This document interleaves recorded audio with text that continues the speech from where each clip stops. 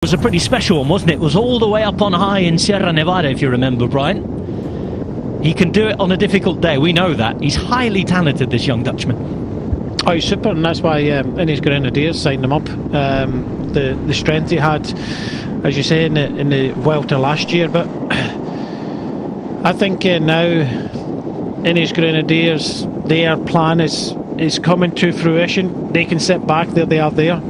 They can sit back and do nothing. They've got Aronsman in front. The pressure is on all the other teams, but I think thankfully for Ciccone and Trek Segafredo, they've got three other teams willing to ride on the front, so no other teams, the fact that Aronsman's alone, maybe the other teams kind of missed out and maybe having, you know, somebody within a minute with them, and I think he could have done with a little bit of help. But I think it's going to all come back together for the final climb.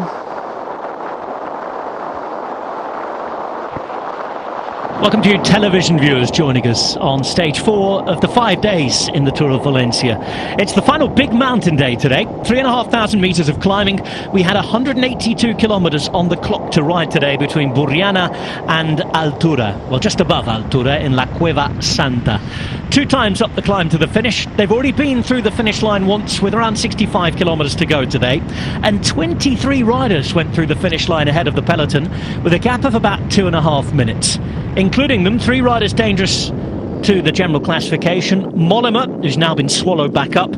Zimmerman, who's also back in the peloton, but also at 56 seconds from the lead, Thymen Arensman of Ineos Grenadiers. He is the sole leader with just over 25 kilometres to go. He's 1 minute and 7 seconds in front of 3 other riders remaining from that break. Van der Sande, Scaroni and Tonelli. They, by the way, are not involved in the GC shake-up, the closest at well over 5 minutes. But behind, you've got 3 principal teams interested in chasing this down.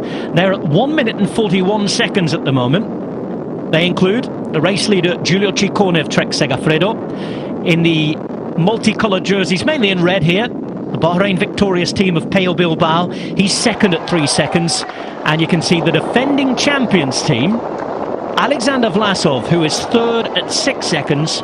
That's Bora Hansgrohe working hard to try and pull back the man on your picture. We're into Herica, and with 26 k's to go. How's it looking for Thymen Arensman, Brian Smith?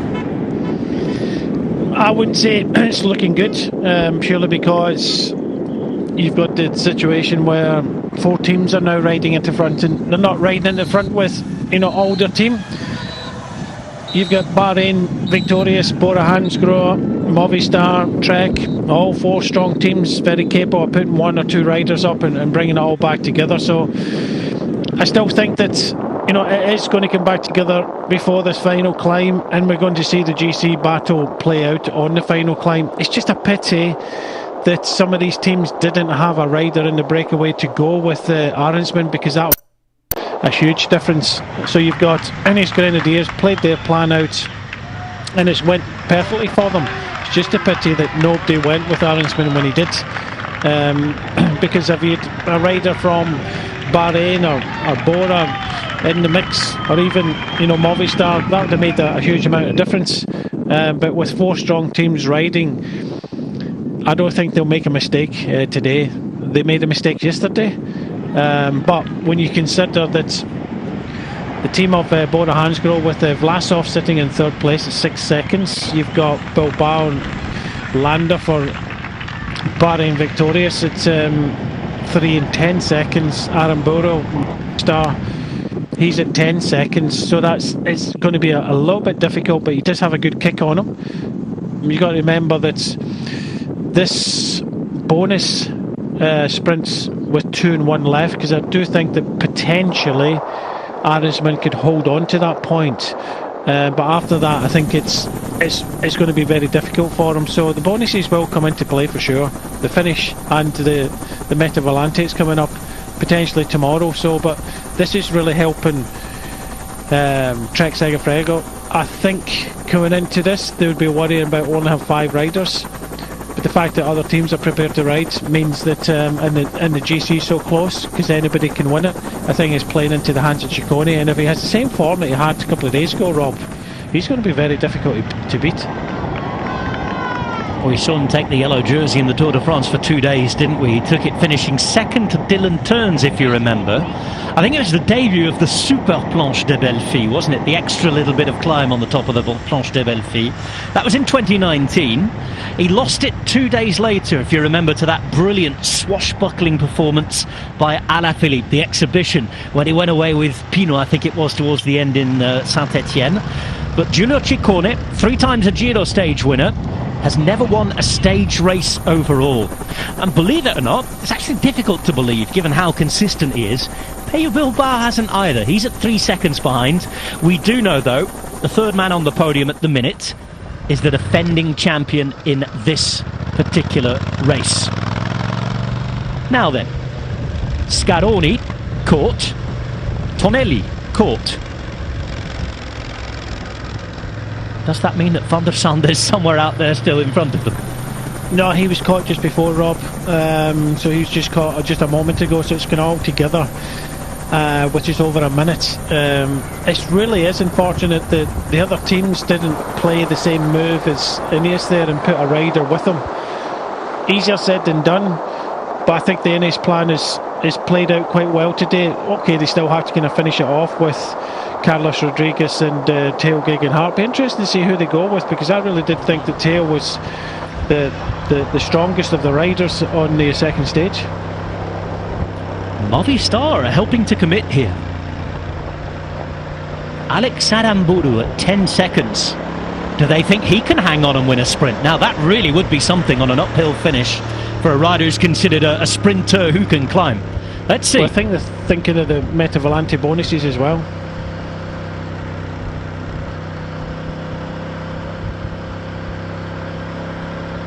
Bora, Trek, Bahrain and Movistar. Now 4 riders, or rather more than 4 riders, 4 teams with multiple riders committed. 22.2 kilometres to go. That's the covered cross.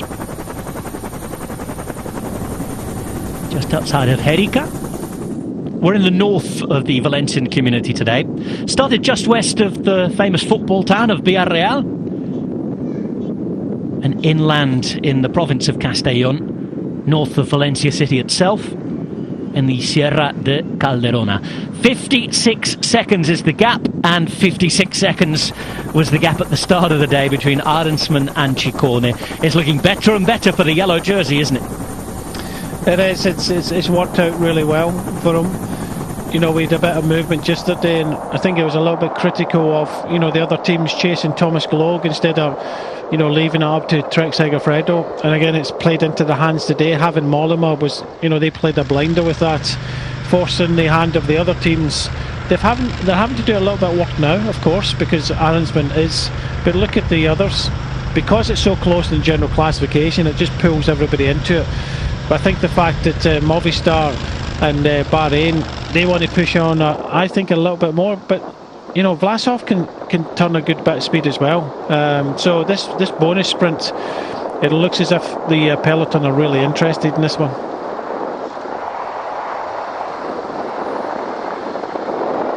Arensman getting a little bit of advice and a feed at the same time.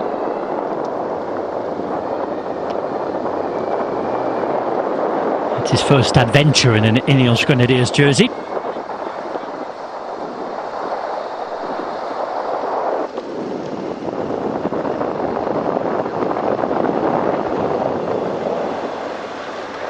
He will continue fighting, but he's starting to lose time seriously now. No wonder with all that firepower behind.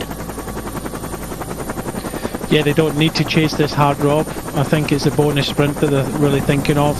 At least Bahrain and Movistar are thinking of trying to get a few more seconds into the advantage, because there's a few riders around that kind of 10-second mark, Aramburu being one of them, so they don't want to be kind of equal in time and rely on countback. But I still think it, you know, the riders that are up there, it's going to be, we heard from Zoccarato saying it'll be about 20 up sprint towards the end. I think a lot less than that. It'll come down to 10 or less.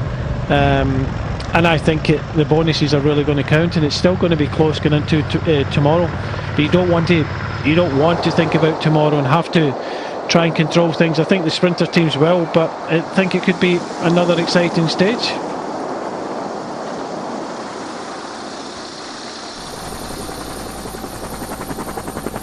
"20 kilometres remain on stage 4 of the Tour of Valencia. Off to Altura today. Spanish former national champion Omar Fraile at the back here. Ineos Grenadiers have the rider at the front of the race at the minute. That's Thymen Arensman. He started the day 56 seconds behind Giulio Ciccone, the race leader. He was the virtual leader for quite a while. The last survivor of a 23-man break. Now 46 seconds. As well as the yellow jersey Ciccone, keep your eyes out for the red points jersey today. Alex Aramburu. He's the Basque rider riding for Movistar. And if they go for the intermediate sprint coming up, he could be a man to compete with his fellow Basque rider, Pello Bilbao here. 3, 2 and 1 bonus seconds available for first, second and third across the sprint in Altura. And we are just under 10 kilometres until we get to that sprint now. Here's Fraile looking back, off to the team car. 26 alongside him, Salvatore Puccio. For Ineos Grenadiers, I think we probably expect Arensman to be caught at some point. Then it will be down to Rodriguez. Or, as Arensman suggested in his interview, he seemed to talk quite a bit more about Geoghegan Hart than Rodriguez. A couple of days ago it was Rodriguez's birthday, and I know he's Spanish champion, and it's always nice to kind of go with that plan, but I think it was clear that Tao Geoghegan Hart was the strongest in that last kilometre. He was the one that kind of brought back Gloag when he went, and then he made another effort. You know, he went to the front and then made another effort in the sprint. So that was tough for him to be able to do. Maybe they might play it a different way and realise that maybe Rodriguez not quite there. Maybe Tao's a bit stronger. And I hope to see that. I hope to see that Tao, given his head, it kind of opens up definite options. But there's still a few other top riders like Brandon McNulty just outside that kind of 10 second that needs to find a little bit of time, and he has to go from maybe a little bit further out to gain that time. Let's go and get some more views from the start line today before all of this craziness got underway.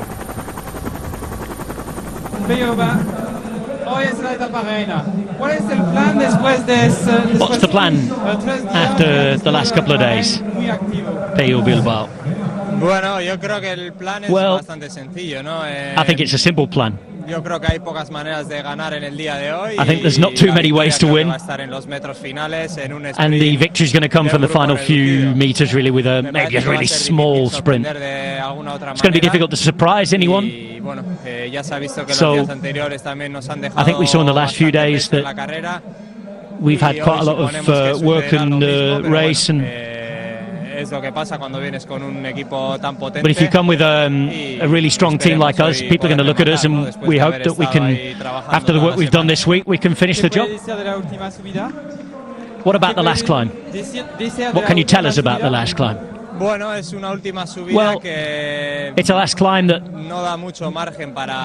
it doesn't give too much to make difference, really. It's not the hardest. It's going to be close, and we're going to have to, I think, play the GC with the time bonuses even. That's what's going to be the difference. Even the intermediate sprint, I think, could be key going into that final climb today. So says the man at 3 seconds. Of course he's going to be interested in the bonuses, Brian. Yeah, of course he is. That's why they're riding so hard behind Arensman. They don't have to. 30 seconds is not going to be enough for Arensman in that final climb alone. But, you know, we're still seeing Trek Segafredo so riding hard. For me, I don't think they have to kind of keep on riding so hard. I think they should be trying to kind of look after Ciccone. We know that from stage 1, Ciccone was up there in 10th. He can sprint a little bit, and he'll have to today for this bonus sprint. But yeah, if I was Trek, I would just sit back a little bit, because, you know, they'd be more than happy with Arensman's kind of sweeping up the 3 seconds and then, you know, fighting out for the 2 and the 1. You know, what would happen if Bilbao gets the 3 seconds and Ciccone doesn't get any seconds? That's what they have to think about in their run up to this Meta Volante. Looking down at Navajas. Now this surprised me earlier on. Apparently this is the oldest elm tree in the world. El Olmo Centenario, and well, it's a bit more than centenario, it's a few centenarios. 1600s it's been there since. The oldest elm tree in the world. So a bit of history, and more history to be made here. Look at the time gap disappearing. No hundreds here, Brian, just 21 seconds now. Yep, exactly, really been hunted down. It's the same for Bora as well with Vlasov. Vlasov can sprint, not as fast as maybe Bilbao or Aramburu, but Aramburu already showed yesterday that he's really quick in a final. So I think that, you know, Aramburu, I think at 10 seconds, he really needs to take these 3 seconds. They came up a little bit short yesterday, and if he can get, you know, cut his deficit down to 7 seconds, I think that will be a huge bonus for Movistar. It'd also be a huge turn up for the books, wouldn't it? Because Aramburu's a rider, as Adamsman looks around, he knows they're on him now. But Aramburu's a rider who we've considered a bit of a second-tier sprinter, a sprinter who could climb. This week he's behaving like a climber who can sprint. He's changed a little bit. I noticed that last year as well in some of the stage races and wins that he had. He's becoming a bit more of a better climber.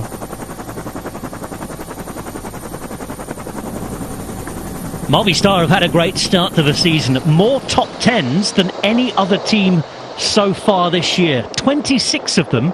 I know we haven't been racing long, and I know a lot of you say the season doesn't start until opening weekend or Paris-Nice, and I can subscribe to that to a fair point. But we've had World Tour racing already.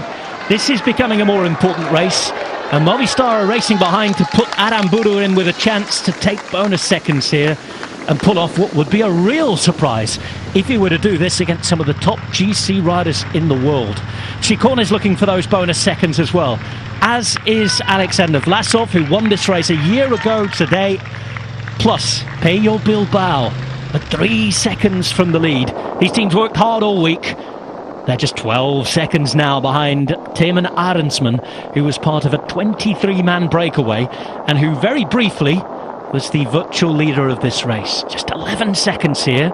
And a reminder, it's first, second, third across the sprint that take the bonus seconds. 3, 2 and 1 seconds available. Plus for the stage win, 10, 6 and 4 for the first 3 riders across the line, plus any GC differences that you might have. Tomorrow we have an expected sprint, sorry Brian, an expected sprint in Valencia, but we have a harder stage than normal with a couple of climbs in there. And with 14Ks to go here, how's it looking, Brian? Well, I think Ciccone must be super confident on this sprint coming up, because his team are still riding hard on the front. I wouldn't be so worried about it. I want to kind of keep my team back a little bit. So it doesn't really matter if you're going for 2. It doesn't matter for Arendsman there if he takes the 3. You know, I think there's more pressure on the other teams to try and get the 3 seconds rather than Ciccone. But having these riders up towards the front, I would have saved them a little bit and used them. If Arendsman comes back, used them as part of his lead out. You've got to remember, I keep on saying this, he's only got 4 other riders to help him.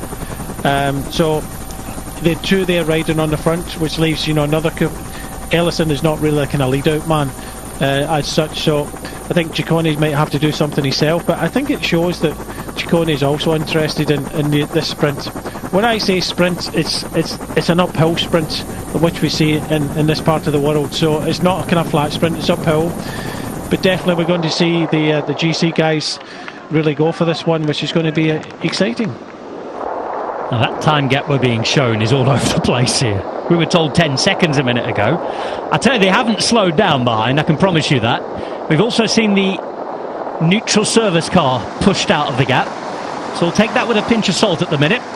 And whilst we try and get some information, we're going to hear from the race leader at the start of the day, Giulio Ciccone. Do you expect to be attacked before the last climb? For sure will be a lot of attack. I think many attack already. I expect already from the start. For sure, big fight for the breakaway. The last climb is not super steep. Will be fast, so can be open at I think many riders. I will be, I think, important really. I think it's most important, it will be the tactic today. So we are ready to play our card. You said that the fact that you are a bit reduced in the team in numbers, that will be a bit of a weakness today? Sorry? The fact that you have less teammates? Yeah. We have, I think we are strong. So I have with me Bauke and Kenny. They are really good climbers. So I think we can play our card. We are ready. We know it will be hard, but we are here, so we can fight. King Kenny, don't you mean? Dearie me, where's your respect?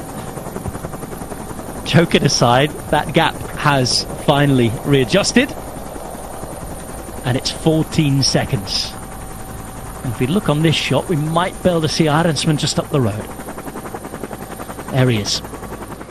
Neutral service has disappeared and has remained disappeared. And we're approaching the sprint. Yeah, we're getting very close to this sprint, so it could be the 2-1 played out by the riders behind. You just see it just up ahead now, so it looks as if he's going to hang on. He keeps looking behind, but the arch is approaching quickly. He's willed on by those on the side of the road here in the late afternoon sunshine in Valencia. And 3 bonus seconds are going to go to Teeman Arensman. That means he is now at 53 seconds from the race lead. As we start the final climb proper, and the indicator for that is all the team buses are parked down here in Altura. We go back into the Sierra, and now left-hand side, that was Mohoric, was it? And Vlasov on the right. Very much looked like that, Rob. I think if that was the case there, just wait for confirmation. We just kind of panned away there just as they were sprinting. Not the time to do that, was it? Here's Arensman. He looks like he's more or less finished now. Looking at Nico Denz there, but certainly looked like the face of Vlasov, didn't it? There he is, left-hand side. Yeah, Mohoric, just behind from Mohoric. Vlasov. Yeah, Vlasov taking 1 second there. So that means that Vlasov remains in third place overall, but he is now at 5 seconds from the lead of Ciccone, and he has just a 2-second deficit on Pello Bilbao. So imagine Bilbao does something here. Mohoric has won his teammate a second essentially on Vlasov. That could be absolutely vital and just illustrates. And we get a lot of questions, don't we, people tuning in for the first time, Brian, and wondering how cycling can be a team sport when the individual takes most of the glory. That's one example of how a teammate can help. Of course, I thought they were riding hard because they wanted to take the time bonuses, but the fact that Mohoric was there, it looks as if Bilbao didn't want to make the big effort before the climb. Sometimes that is the case, but why ride so hard? Because it's only one rider in front, so Vlasov was the only kind of winner there, just making that effort to take that kind of 1 second. But Mohoric taking the bonuses away from anybody else.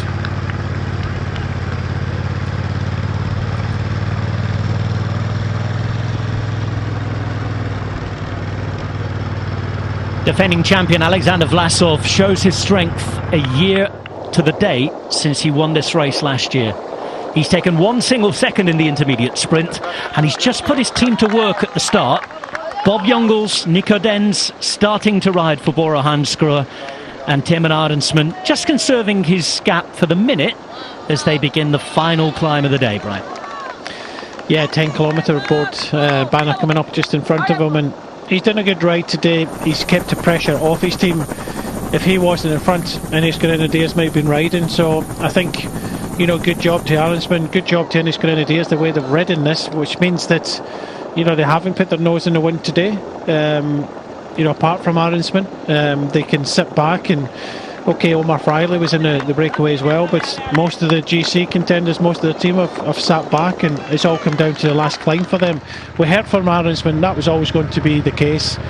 He would try and go from distance. That hasn't worked. Now it's down to Carlos Rodriguez and Theo Gegenhardt. But I tell you what, Vlasov and Bora Hansgrohe are super confident here. The fact that he was the only GC rider going for the end of these seconds, he knows that every second is going to count. But the fact that they're taking the race on here means that Vlasov, either the sports directors aren't putting pressure on for this to happen, or he feels super good.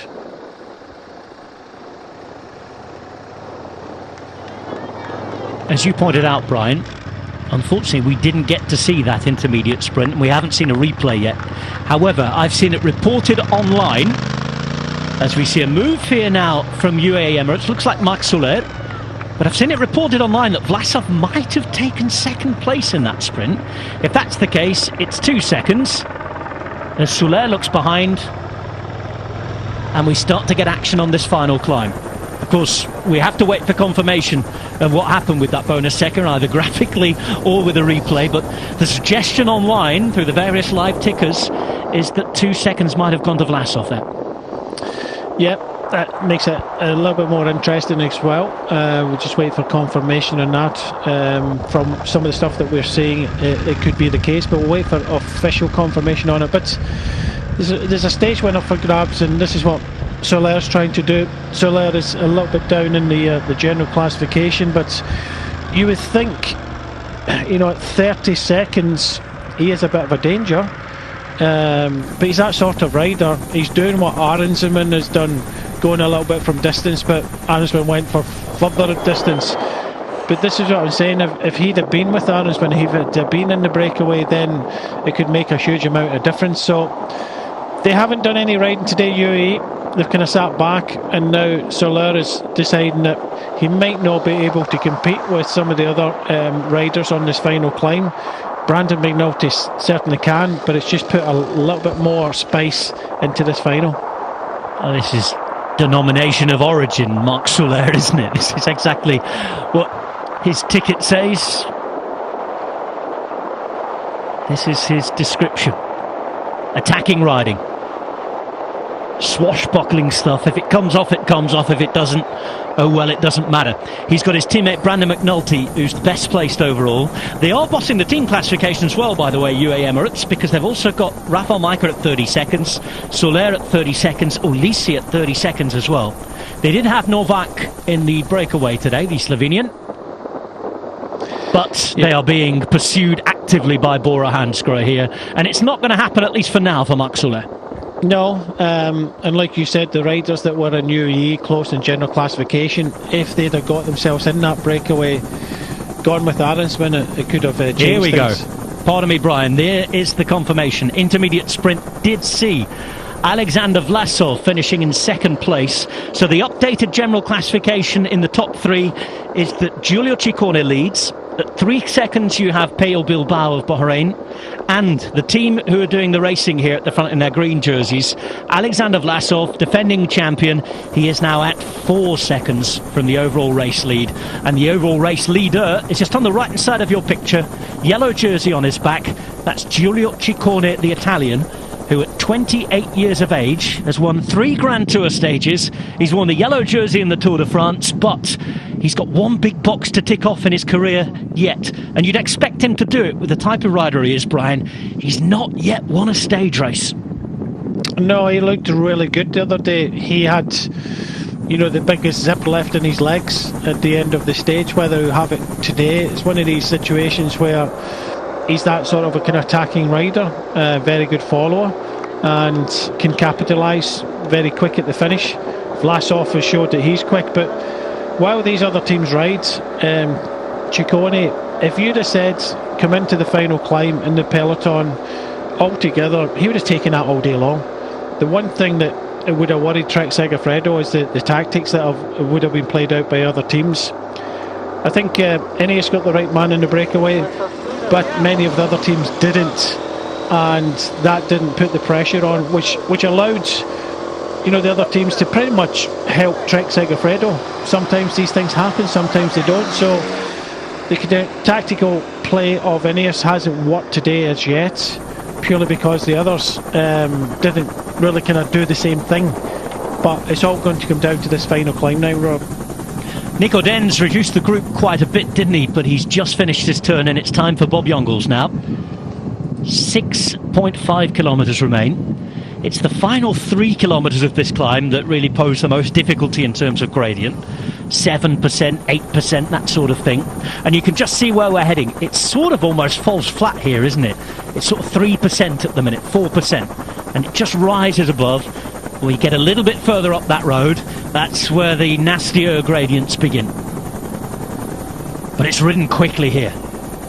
There's no shortage of watts being put through the pedals by Bob Youngles and company.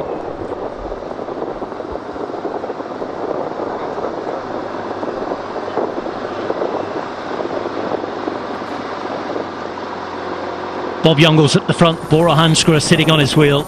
Alexander Vlasov looking to win back-to-back Tours of Valencia. A year to the day since he won this stage race last year. He's at the front, he's taken 2 bonus seconds today, and he's trying to take the challenge to the 2 riders above him in the GC, and the plenty of riders who are just a handful of seconds below him as well. Still only 10, 15 seconds in the top 10 and 20 riders, but it's the top 3 at the minute. Ciccone in the yellow jersey, Bilbao at 3 seconds, Vlasov himself sits at 4 after he took 2 bonus seconds in an intermediate sprint. Today we're going up to the Holy Cave, Alto de la Cueva Santo. They've been up here already once today. A final loop of 65 kilometres around the hilly region just west and north of the capital Valencia.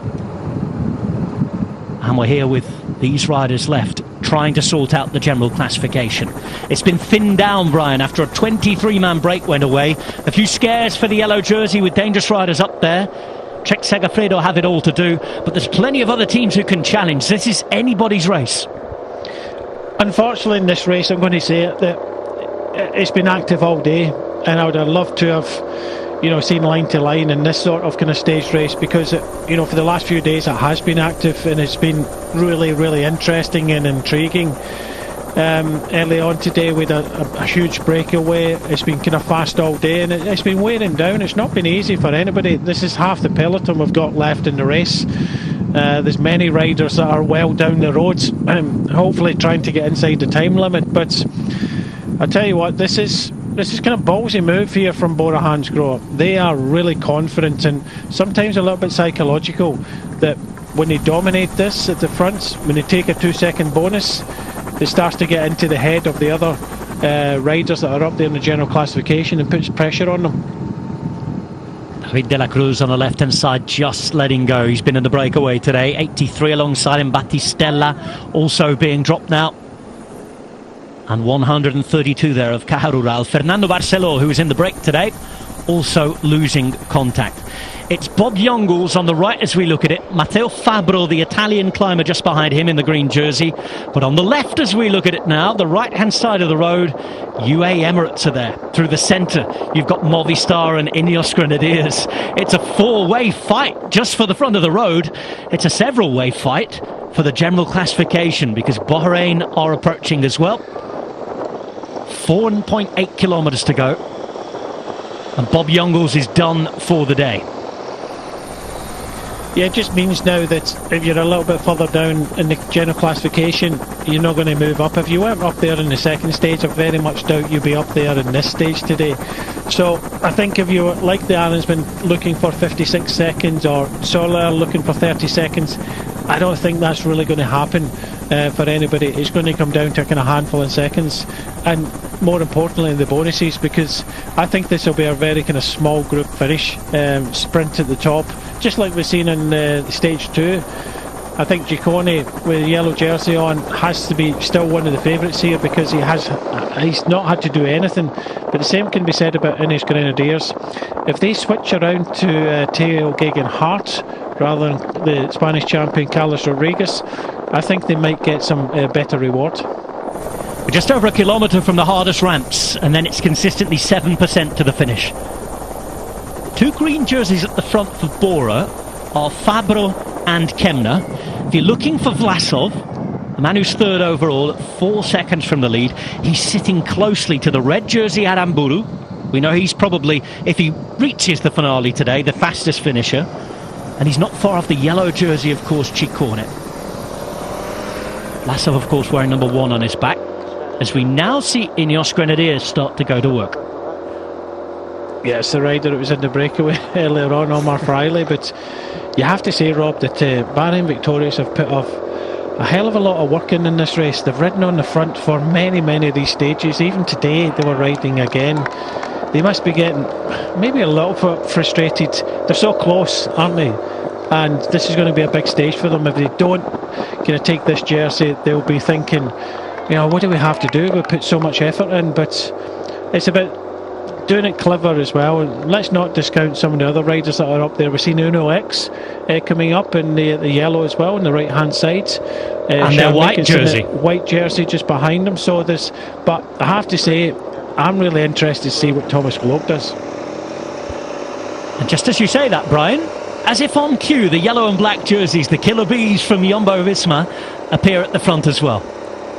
Young British rider Globe is there. Yeah, I just love the way he doesn't, reputations are there, but he just goes out there and does it. He's got Sam Almond looking after him just in front, and he's not, of all the riders the other day, he was prepared to go on the attack. He was prepared yesterday to go on the attack. That's a racer, and if you're a racer, it might not come off for you today, but it might tomorrow or the next day keep on doing the same thing. X with Anton Charmig there, the best young rider who began his career as a cyclocrosser in Denmark, then won a stage last year in Oman. Looking good here, the best young rider at 24 years of age, as we start the difficult section of the final climb. 7% to the line here, 3 kilometres to go. Yes, maybe not as steep as maybe the other day, Rob, but it's not about it being steep, it's about how hard or how fast they're going to tackle this. Caruso now to the front. Castroviejo moving up as well. He destroyed the breakaway the other day. He was exceptional, wasn't he? Castroviejo, the Basque rider from Ineos Grenadiers, sits in second wheel now. Theo Gegenhardt just 2 wheels behind him. Laurens de Plus is there as well, the Belgian.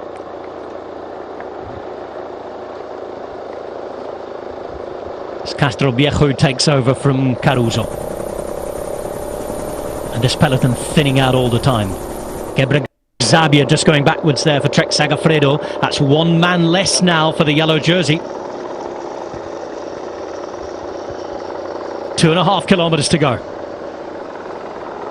Castroviejo doing the same job as the other day here, Brian, just reducing the numbers in the group. Yeah, he's very good. He complimented the other day how good he really is. We have to look now at Theo Gegenhardt, who sits in front of the Spanish champion now. Behind, we can see Landa up towards the front, the yellow jersey of Ciccone, just deciding to sit back a bit. Rui Costa, another one. Not really mentioned Intermarché. Rui Costa already a winner this year in one of the Challenge Mallorca events, and plenty of confidence in that team. And he's at just 10 seconds in 7th place in the general classification. Laurens de Plus now takes over from Castroviejo. Gegenhardt on his wheel, Dem Rodriguez. Rui Costa, you just mentioned, in about 6th or 7th wheel at the moment, in the white navy and fluorescent yellow jersey. That belongs to Intermarché. Sitting just in front of Anton Charmig. The race leader sits much further back, doesn't he? He's not far from Aramburu in the red or Vlasov in the green. Well down here, about 20 riders back, Brian, with just 2 kilometres to go. Yeah, looking at that, might have been the fact that he didn't have the team mates left or with the power to put him in a position, but surely they knew when Castroviejo went to the front that was the time to be there. But looking good for Ineos Grenadiers for the moment. Also, you have to say Bahrain victorious, but the distance you have to make up if you're just out of position is going to be immense in the last 2 kilometres here. After all the work that have been done, you can see Globe now moving to close the gap. And I think that might be Landa who's gone backwards there. One of the riders from Bahrain victorious has suddenly gone backwards, and Aramburu trying to have to come around him. You can see that Vlasov sits on the wheel now of the yellow jersey. Yeah, I think it was Caruso that kind of stepped out there. Landa's still there. Landa's there. Where's Bilbao? Bilbao is behind the yellow jersey. Yeah. There we go. 1.5 kilometres to go. Still Laurens de Plus. Theo Gegenhardt is next. Charmig still has 1 man remaining. And there's the yellow jersey. All on his own here now, Giulio Ciccone. He's got Kenny Elison right at the back of the group. Caruso, who you spotted going backwards there, Brian, is right at the back of this group. And yeah, it was clear that just he never decided to move. I think if he had teammates, strong enough teammates to bring him up towards the front, he would have been there. And I think he has to kind of move up a little bit now. But when Lawrence de Plus is doing this, very difficult to move up at all. So you're hoping that they'll just ease a little bit. But I tell you what, if Elise is here, which he is, for UAE, he's another big danger for potentially taking the stage. Quick chat there between Geoghegan Hart and Rodriguez. Rodriguez is on the radio. He's moved into second position here. We've got one of the riders from Uno X moving up to the front. For now, we're approaching the final kilometre, and I think we're in the last throws there of Lawrence de Plus, who finishes. Yeah, I think this is Torsten Train now, 1 kilometre to go. So Torsten Train is there with Rodriguez, and I think it's a good move. I think they are going with Theo Geoghegan Hart in this one. Geoghegan Hart, who sits behind the Spanish champion, his teammate Rodriguez. Now Vlasov is going to start to be moved up. Bilbao is going to follow him. Aramburu is still there. They've got to be careful with the fast sprinter from Movistar. He is having quite the start to the season. Remember, Movistar more top 10s than anyone. They had several again yesterday. They're looking for what would be a huge win here against some very big general classification company. Rui Costa's in there, Thomas Gloag. And now Landa sits a little further up as well. Look out for Chadmig in the white jersey, the best young rider. McNulty's in the mix here as well. There's a whole host of riders as we're approaching the final 500 metres. And this is how many riders forecasted it today. A sprint from a reduced bunch with 10, 6 and 4 bonus seconds available. Remember, just 4 seconds separate the top 3 in this race as well. And the yellow jersey, winner of the stage the other day, is going to have to be in the mix if he wants to hold on to the lead. That's Giulio Ciccone. He moves up on the top centre of your picture now, left-hand side, and he's following the man with the number 1 on his back, the defending champion, Alexander Vlasov. This is now Rodriguez, the Spanish champion. Theo Geoghegan Hart is just behind him, and he's the best placed rider in the general classification at the moment for Ineos Grenadiers at 10 seconds from the race lead. Just a few hundred metres remain now, and we're almost on the finish here. It's going to be at the sprint at the top of the mountain on day 4, the final mountain of the Tour of Valencia. Landa waits, Landa keeping his powder dry for now. Nobody able to get beyond the power of Carlos Rodriguez for the minute, but it's about to be launched because there are riders getting out the saddle. Here goes Theo Geoghegan Hart now with 300 metres to go. It's a lead out at the top of the mountain. Sprint trains for climbers here with Rodriguez, and you can see now the yellow jersey moves up. 200 metres to go. Left-hand turn, but Giulio Ciccone is well out of position here. Vlasov moving as well, and here goes Theo Geoghegan Hart to the front. Geoghegan Hart is there with Gloag trying to come around, but look at the power of Geoghegan Hart. He has a gap here. Final turn to the right-hand side. Theo Geoghegan Hart going for the line and wins for the Ineos Grenadiers. Third place, though, going to Giulio Ciccone. He takes the bonus seconds, holds on the yellow jersey, but the stage win goes to Theo Geoghegan Hart of the Ineos Grenadiers. Super stage win, and it was like watching a sprint train there from Ineos Grenadiers. It was just so fast there. I'm so glad for Theo. The other day there he made efforts, he was trying to help Carlos Rodriguez, but well, that was some lead out. They couldn't move up. Ineos Grenadiers had total control of that. Carlos Rodriguez with that kind of final effort. Everybody was on hands and knees, and it's who had enough strength left in the legs to deliver, and Theo made it look easy, just as Ciccone made it look easy in the first. He'll be ruining the fact that he got relegated the other day now, when he finished second, because I think he would be in the race lead now. But you don't look at that, you take the stage win. But I tell you what, Thomas Gloag, he was second. Brits 1 and 2 with, as you said, Ciccone coming in third there, with Vlasov taking no bonuses in fourth place. So what a finish that was, and it's still going to be close at the top. The Giro d'Italia winner gets just a 6th career victory, and his first since riding into the square in Milan and pulling on the pink jersey. From 2020 to 2023, all the pressure on him. This will feel fantastic for Theo Geoghegan Hart. He will feel he's back. The man on the right in the yellow and black will feel he's arrived. It's Geoghegan Hart from Gloag, and Giulio Ciccone might just feel that he's on the verge of winning a first ever stage race. It's Geoghegan Hart, it's Gloag, and just about Ciccone. That'll feel good. nice moment, but you have to say that we saw that in stage 2, that Teo was the stronger of the two, and I'm glad that he got that opportunity there.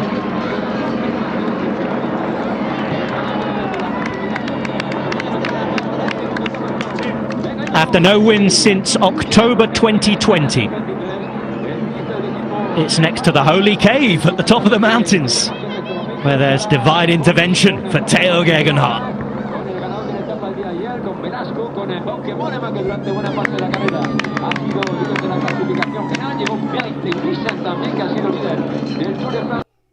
That's a huge victory for him.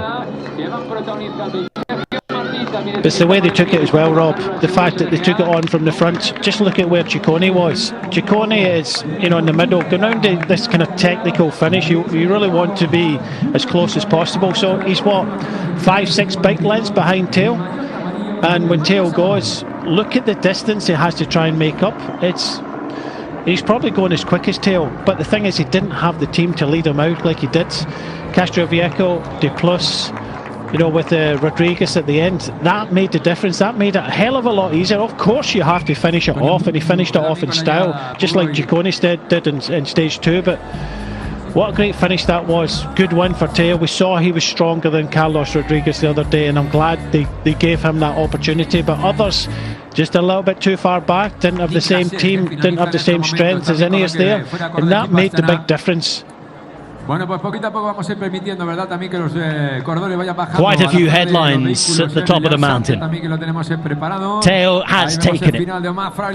Gegenhardt back with a victory for the first time since 2020. But big news for Thomas Gloag, at 21 years of age, just a few weeks as a professional, and a second place in quite the company. And also, Giulio Ciccone. We knew that the bonus seconds were going to be important, and that little movement in front of Vlasov, moving up from 4th to 3rd, could well have just won him the race. Yeah, he'll have 4 seconds in front of Teo Gegenhardt. I don't think there's too many other splits, so that there'll still be a few riders within a few seconds of each other at the top of the general classification.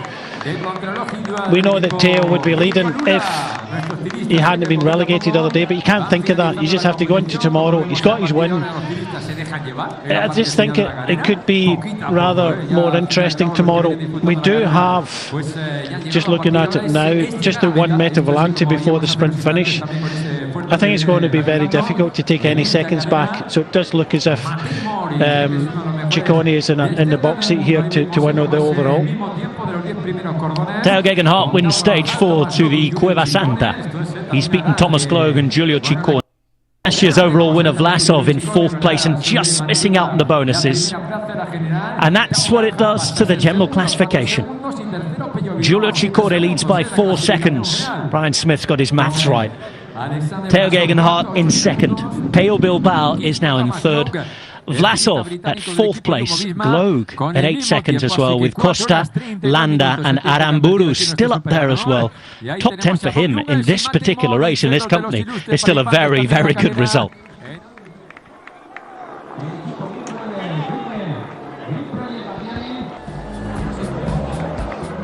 It's in the hills of Sierra Calderona and the Valencian community where Teo Gegenhardt refines the form of the Alps and the Dolomites that won him the Giro d'Italia in 2020. He's right back, and he's taken a first victory since 2020. Stage 4 finish like this with Teo Gegenhardt beating fellow British rider Thomas Gloag to the line in a mountaintop sprint finish. Giulio Ciccone, crucially, in the yellow jersey, taking 3rd and 4 bonus seconds. Vlasov in 4th and Landa in 5th on the day. Doing to the general classification exactly this. Giulio Ciccone now leading by 4 seconds going into the final stage. 7 ahead of Bilbao, 8 in front of Vlasov and Gloag, with Costa, Landa, Aramburu, Charmig and Rodriguez all in the top 10. And the top 10 separated by just 20 seconds with an expected sprint to come in Valencia. But